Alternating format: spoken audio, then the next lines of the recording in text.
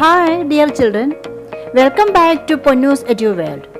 In the last class, we have studied what is a resource and how the different elements, the nature, technology, institution and the human beings connect each other. Today, we are going to discuss about the classification or categorization of resources. Resources can be broadly divided into four on the basis of origin, ownership, status of development and exhaustibility. The first one on the basis of origin.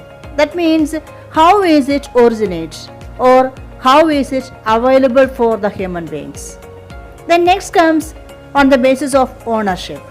That means who is the owner or to whom a particular resources belongs. The third one is on the basis of status of development. That means whether we have the technological knowledge to make use of it, or in other words, whether we can make use of its full potential or not. Then the last one on the basis of exhaustibility, that means how many times we can utilize a particular resource. Let's go to the details. What is the first classification? Yes, on the basis of origin. We can divide the resources into two on the basis of origin. You know that the biotic resources and the abiotic resources. You have studied earlier. Then what is a biotic resource? Biotic resources means living organisms. Example, all the flora and fauna, that is plants and animals, such as grasslands, trees, birds, animals, fish, insects, etc. Then the abiotic resources. What does it mean? Yes, abiotic resources means non-living things such as minerals, rocks, mountains, plateaus, etc. Then the next classification on the basis of ownership. We can classify the resources on the basis of ownership into four. They are individual resources, community-owned resources, national resources and international resources. The first one, individual resources. As the very name denotes, it is owned by individual or persons privately. Examples are houses, plots, plantation, ponds, etc. Then community-owned resources. It means that the resource belongs to one particular community. For example, playground, village pond, burial ground, etc. Then which is the next one? Yes, national resources. All the resources within the nation are called national resources. All the minerals, water resources, forests, wildlife, etc. are the examples for national resources. Then comes the last one on the basis of ownership, that is the international resources. It belongs to the exclusive economic zone. Then what is an exclusive economic zone? It is a zone, it is a sea zone, 200 nautical miles apart from the boundary of a country.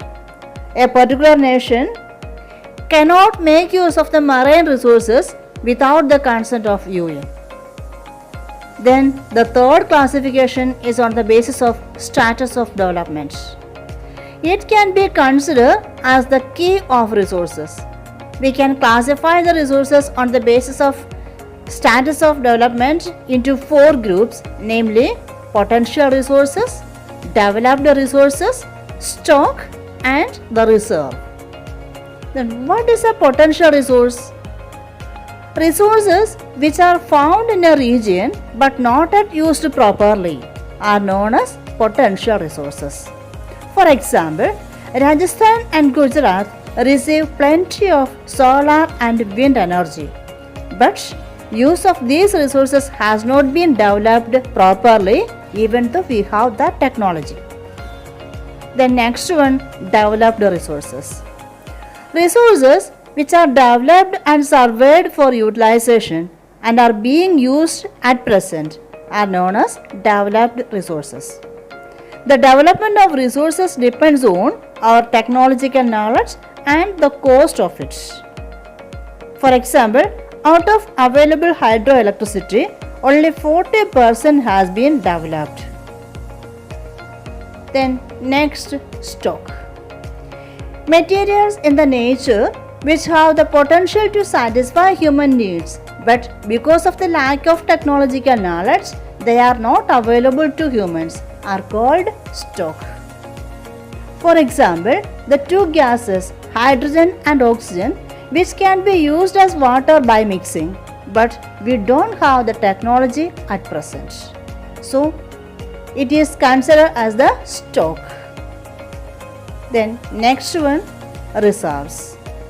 We can consider it as the subset of stock which can be put into use with the help of existing technology, but its use has been postponed for future.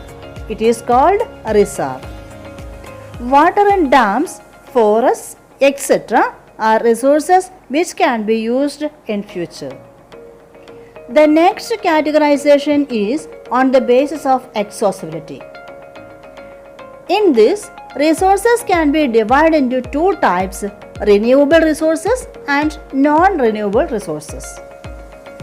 Renewable resources are the resources that can use again or reproduce. Examples are solar energy, wind energy, wildlife, water, etc. For example, solar energy. Today we use the solar energy, then tomorrow also we will get the energy from the sun. We can make use of that again. Then next comes non-renewable resources. The sources which get exhausted once used and cannot use again is known as non-renewable resources. For example, fossil fuels and other minerals. The fuels like petrol, once if we use, then again we can't. They take long geographical time in their formation. Let's revise what we studied today.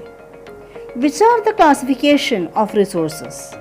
Yes, we can broadly classify the resources into four on the basis of whose, in short we can say, that means origin, ownership, status of development and exhaustibility. On the basis of origin, we can divide the resources into two, biotic and abiotic.